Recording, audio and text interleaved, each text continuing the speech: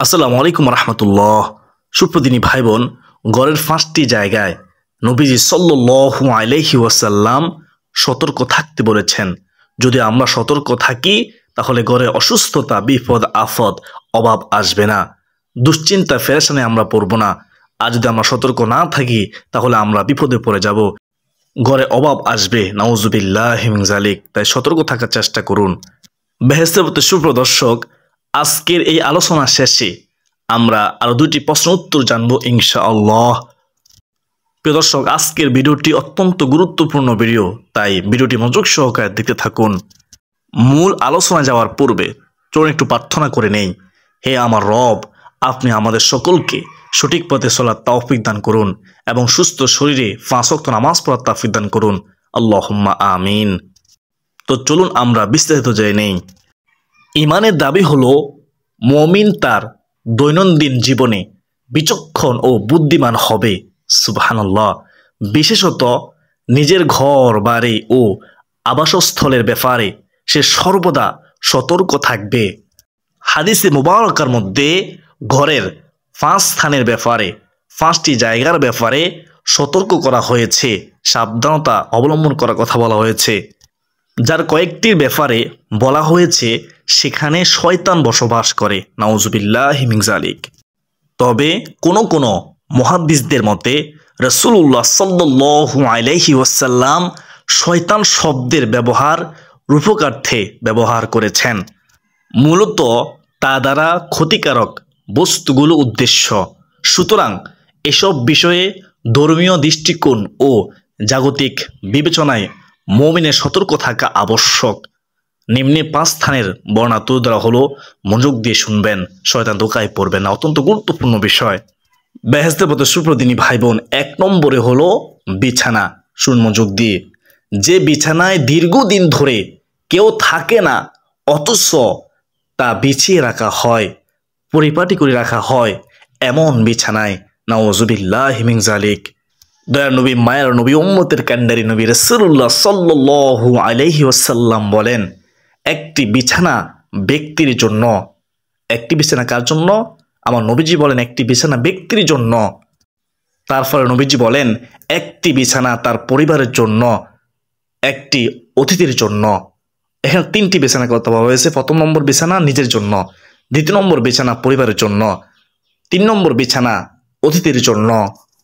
তারপর রাসূলুল্লাহ সাল্লাল্লাহু আলাইহি ওয়াসাল্লাম বলেন আর 4 নম্বরটি হলো শয়তানের জন্য, নাউজুবিল্লাহি মিন যালিক। সুনানে নাসাই শরীফের হাদিস, হাদিস নম্বর হচ্ছে 3385 নম্বর হাদিস। মুহাদ্দিসরা বলেন, কোনো ব্যক্তি যদি দীর্ঘদিনের জন্য বাড়ির বাইরে চলে যায়, মুহাদ্দিসরা বলেন তবে সে যেন সে বিছানা বাস করে রেখে যাবে। মুহাদ্দিসরা কি বলেছেন? বিছানা বাস করে রাখতে। আমরা অবশ্যই বিছানা বাস করে রাখবো ইনশাআল্লাহ। মুহাদ্দিসরা বলেন আর যদি কোনো কারণে বিছানা বিছিয়ে রেখে যায় তবে তা ভালোভাবে পরিষ্কার না করে এবং না দেখে তাতে কখনোই ঘুমাবে না। অবশ্যই পরিষ্কার করে ভালোভাবে জেরে তারপর তুমি ঘুমাবে। কেননা হতে পারে তার অনুপস্থিতিতে, তোমার অনুপস্থিতিতে সেখানে ক্ষতিকর কোনো কীট পতঙ্গ, বিষাক্ত প্রাণী আশ্রয় নিয়েছে, অথচ তুমি জানো না। হতে পারে অজান্তে তোমার বিছানার মধ্যে কোনো কীট পতঙ্গ থাকতে পারে, তাই অবশ্যই বিছানা জেরে নিবে। আবার কোনো মুহাদ্দিস 4 নম্বর বিছানা দ্বারা অপচয় নিষিদ্ধ হওয়ার অর্থ গ্রহণ করেছেন, যে অপচয় করা যাবে না, যা প্রয়োজন তাই তৈরি করো। ইন্নাল মুবাযযিরিনা কানু ইখওয়ানিশ শাইতান, কারণ আল্লাহ তাআলা নিজে বলেছেন অপচয়কারী শয়তানের ভাই, নাউজুবিল্লাহি মিন যালিক। বেহেশতের পথে সুপ্রদিনী ভাই বোন, তো আমরা 1 নম্বর জানলাম, এখন আমরা জানবো 2 নম্বর। 2 নম্বর হচ্ছে গোসলখানা। শুনুন মনোযোগ দিয়ে। টয়লেট ও গোসলখানা মানুষের জন্য স্পর্শকাতর স্থান। এগুলো যেমন মানুষের জন্য অতি প্রয়োজনীয়, তেমনি তা রোগ জীবাণুর বিস্তারের স্থান। এখান থেকেই রোগ জীবাণু ছড়িয়ে থাকে, অবশ্যই মনে রাখবেন। সুতরাং সতর্কতার সঙ্গে তা ব্যবহার করা আবশ্যক, আমাদের সকলের উচিত। রাসূলুল্লাহ সাল্লাল্লাহু আলাইহি ওয়াসাল্লাম বলেন, সাধারণত পায়খানার স্থানে টয়লেটের মধ্যে শয়তান এসে থাকে, খারাপ জিনগুলো সেখানে বসবাস করে। নাউজুবিল্লাহি মিন যালিক। আমরা কি খারাপ জিনিসগুলো দেখি? আমরা দেখি না, অথচ থাকে। ঘোষণাকার রাসূলুল্লাহ সাল্লাল্লাহু আলাইহি ওয়াসাল্লামের বিশ্বাস করতে হবে।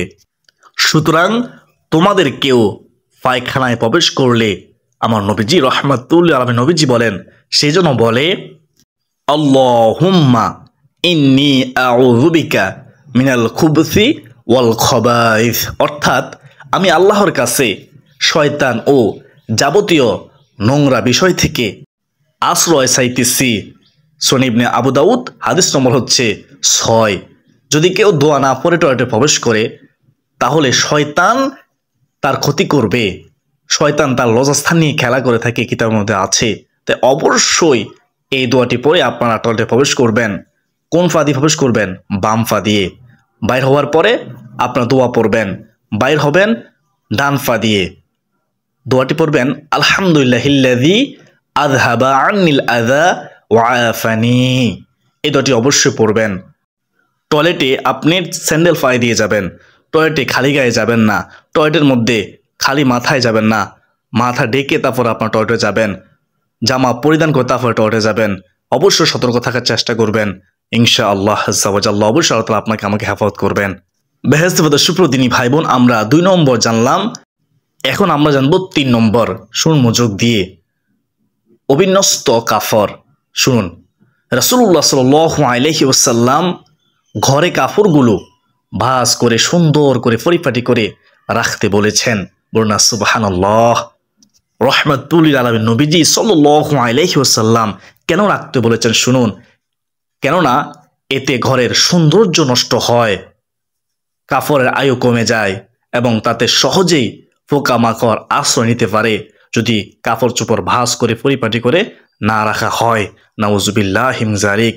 অবশ্যই পরিপাটি করে ভাঁজ করে আপনি কাপড় চোপড় রাখার চেষ্টা করবেন ইনশাআল্লাহ। তাহলে আল্লাহ খুশি হবে, আল্লাহ রাসূল সাল্লাল্লাহু আলাইহি ওয়াসাল্লাম খুশি হবে। দুনিয়াতে কলম পাবেন, আখিরাতেও কলম পাবেন। আপনার কাপড়ের আয়ু কমবে না। আপনি অবশ্যই পোকামাকড় আক্রমণ থেকে বাঁচতে পারবেন। হেফাজত করবেন কে? আল্লাহ ইনশাআল্লাহ আজ্জা ওয়া জাল্লা। রাহমাতুল লিল আলামিন নবীজি তিনি বলেন, তোমরা তোমাদের কাপড় ভাঁজ করে রাখো ও আমার উম্মত যেন তা প্রাণ ফিরে পায়। বলুন সুবহানাল্লাহ। রাহমাতুল লিল আলামিন নবীজি বলেন, ও আমার উম্মত শুনো, কেননা শয়তান যখন কোনো কাপড় ভাঁজ করা অবস্থায় পায়, শয়তান যখন কোনো কাপড় ভাঁজ করা অবস্থায় পায় তখন তা পরিধান করা থেকে বিরত থাকে। বলুন সুবহানাল্লাহ। আর যখন তা খোলা অবস্থায় পায়, ভাঁজ করা অবস্থায় না পায়, তখন জিনেরা শয়তানেরা তা পরিধান করে। আপনার কি বিশ্বাস হয় না? এটাই সত্য। বলেছেন কে? রাসূলুল্লাহ সাল্লাল্লাহু আলাইহি ওয়াসাল্লাম। হাদিসের কিতাব হচ্ছে মুজামুল আসওয়াদ, হাদিস নম্বর হচ্ছে 5698। এখন আমাদের কি করা উচিত? আমাদের উচিত আমরা যখন কাপড় চোপড় রাখবো ভাঁজ করে রাখবো, আমরা পরিপাটি করে রাখবো ইনশাআল্লাহ। হাদিস বিশেষজ্ঞরা বলেন, নবী করিম সাল্লাল্লাহু আলাইহি ওয়াসাল্লাম মূলত কাপড় পরিধান করার পর তা এলোমেলো অবস্থায় ফেলে রাখতে নিষেধ করেছেন। তোমরা এরকমটা কখনোই করো না, কেননা তাতে কাপড়ের আয়ু কমে যায়। আর ভাঁজ করে রাখলে তাতে ক্ষতিকারক কিছু সহজেই আশ্রয় নিতে পারে না, তুমিও ক্ষতি থেকে বাঁচতে পারবে। সুবহানাল্লাহ। আর মনে রাখবেন, বিশেষত কাপড়টি যখন বিসমিল্লাহ পাঠ করে ভাঁজ করে রাখা হয় তখন আল্লাহ তাআলা তাতে বরকত দান করেন। বলুন সুবহানাল্লাহ। তারা আরও বলেন, যেসব পরিধেয় বস্তু ভাঁজ করা যায় না, যেসব পরিধেয় বস্তু ভাঁজ করা যায় না, যেমন জুতা ও মোটা টুপি, তা বিসমিল্লাহ পাঠ করে রাখবে, ভাঁজ করতে হবে না, শুধুমাত্র বিসমিল্লাহ পাঠ করে রাখলেই যথেষ্ট হবে ইনশাআল্লাহ। এবং পরিধানের আগে তা ভালোভাবে পরীক্ষা করে নেবে। বেহেশত সুপ্রদিনী ভাই বোন, এখন আমরা জানবো 4 নম্বর। শুনুন মনোযোগ দিয়ে। পুতুল ও মূর্তি শোভিত ঘর। যে ঘরে পুতুল আছে, যে ঘরে মূর্তি আছে, শুনুন, সাবধান, সতর্ক হয়ে যান। পুতুল, মূর্তি ও প্রাণীর ছবি দ্বারা সুসজ্জিত ঘরে রহমতের নূরের ফেরেশতা প্রবেশ করে না। নাউজুবিল্লাহি মিন যালিক। রহমতের ফেরেশতারা প্রবেশ করতে পারে না, কেননা এগুলো শয়তানের হাতিয়ার। পুতুল, মূর্তি ও প্রাণীর ছবি মানুষের অন্তরে শিরকের বিষাক্ত বীজ রোপণ করে। নাউজুবিল্লাহি মিন যালিক। এবং ধীরে ধীরে পৌত্তলিকতার দিকে নিয়ে যায়। নাউজুবিল্লাহি মিন যালিক। এজন্য ইসলাম এগুলো পরিহারের কঠোর নির্দেশ দিয়েছেন যে এগুলো পরিহার করো, ঘরের মধ্যে এগুলো রাখা যাবে না। সহিহ বুখারী শরীফের 3225 নম্বর হাদিসটি শুনুন, সংক্ষেপে বলতেছি। মহানবী সাল্লাল্লাহু আলাইহি ওয়াসাল্লাম বলেন, যে বাড়িতে, যে ঘরে কুকুর বা মূর্তি থাকে তাতে ফেরেশতা প্রবেশ করে না, রহমতের ফেরেশতা ওই ঘরে প্রবেশ করতে পারে না। নাউজুবিল্লাহি মিন যালিক। আমি চাই, আপনি চাই আমাদের ঘরে রহমত বর্ষিত হোক, তো আমরা যদি এরকমটা করি তো রহমত বর্ষিত হবে না, তো আমরা হতভাগা কপাল পোড়া হয়ে যাব। নাউজুবিল্লাহ। আমরা অবশ্য বোঝার চেষ্টা করি, এগুলো থেকে আমরা বিরত থাকি ইনশাআল্লাহ। 5 নম্বর এখন আমরা জানবো। 5 নম্বর হচ্ছে আগুন প্রজ্বলনের স্থান। এগুলো থেকে সতর্ক থাকতে হবে। শুনুন কেন থাকবেন সতর্ক। ঘর ও পরিবারের নিরাপত্তার জন্য আগুন প্রজ্বলনের স্থানগুলোর ব্যাপারে বিশেষ সতর্কতা আবশ্যক, অবশ্যই আবশ্যক। কেননা আগুনের ব্যাপারে অসতর্কতা বড় ধরনের কঠিন বিপদ ডেকে আনতে পারে, যা আপনি কল্পনা করতে পারবেন না। ভয়ঙ্কর বিপদ আসতে পারে। বিশেষত রাতে ঘুমের সময় ঘরের আগুনগুলো নিভিয়ে শোয়া আবশ্যক, কারণ রাসূলুল্লাহ সাল্লাল্লাহু আলাইহি ওয়াসাল্লামের সুন্নত, রাসূলুল্লাহ সাল্লাল্লাহু আলাইহি ওয়াসাল্লাম সবসময় এই কাজটা করতেন, আমরাও করবো ইনশাআল্লাহ। সহিহ বুখারী শরীফের 5623 নম্বর হাদিসের মধ্যে আছে, মহানবী সাল্লাল্লাহু আলাইহি ওয়াসাল্লাম বলেন, আর শয্যা গ্রহণের সময় তোমরা তোমাদের প্রদীপগুলো নিভিয়ে দেবে। বলুন না সুবহানাল্লাহ। এর চেয়ে সুসংবাদ কি হতে পারে? আমাদেরকে রাসূল সাল্লাল্লাহু আলাইহি ওয়াসাল্লাম কতই না ভালোবাসে, আমাদের যেন ক্ষতি না হয় জন্য আমাদেরকে প্রদীপগুলো নিবে ঘুমিয়ে যাওয়ার কথা বলেছেন। সুবহানাল্লাহ।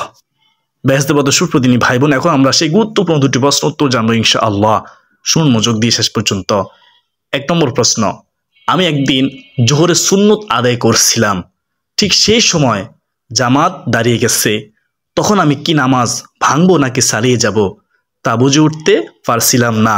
আমার প্রশ্ন হলো, জোহরের সুন্নত নামাজের 1 রাকাত অথবা 2 রাকাত হয়েছে, এই অবস্থায় জামাত দাঁড়িয়ে গেছে, এক্ষেত্রে আমার করণীয় কি? বেলাল হোসেন সুনামগঞ্জ থেকে প্রশ্ন করেছেন। উত্তর হচ্ছে, সুন্নত নামাজ 1-2 রাকাত পড়া অবস্থায় জামাত দাঁড়িয়ে গেলে 2 রাকাত শেষ করে সালাম ফিরিয়ে জামাতে শরিক হয়ে যাবে। জামাত শেষ হওয়ার পর প্রথমে পরে সুন্নত পড়বে, অতঃপর জোহরের আগে 4 রাকাত সুন্নত কাজা করে নেবে।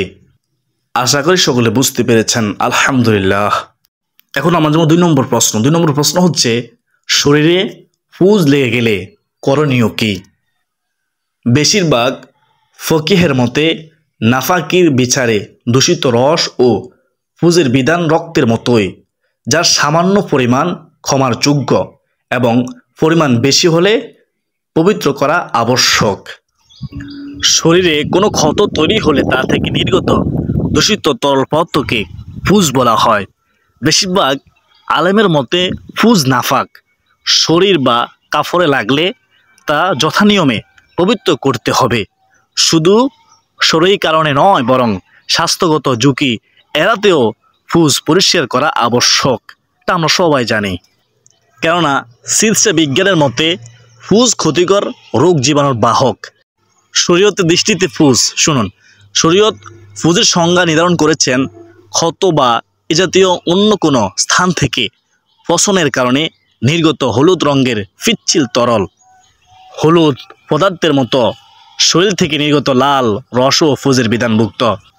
ফকিহগণরা তারা বলেন, ক্ষতস্থানের রক্ত মিশ্রিত পাতলা পানি গাঢ় হয়ে পুজে পরিণত হওয়ার আগে যে অবস্থায় থাকে।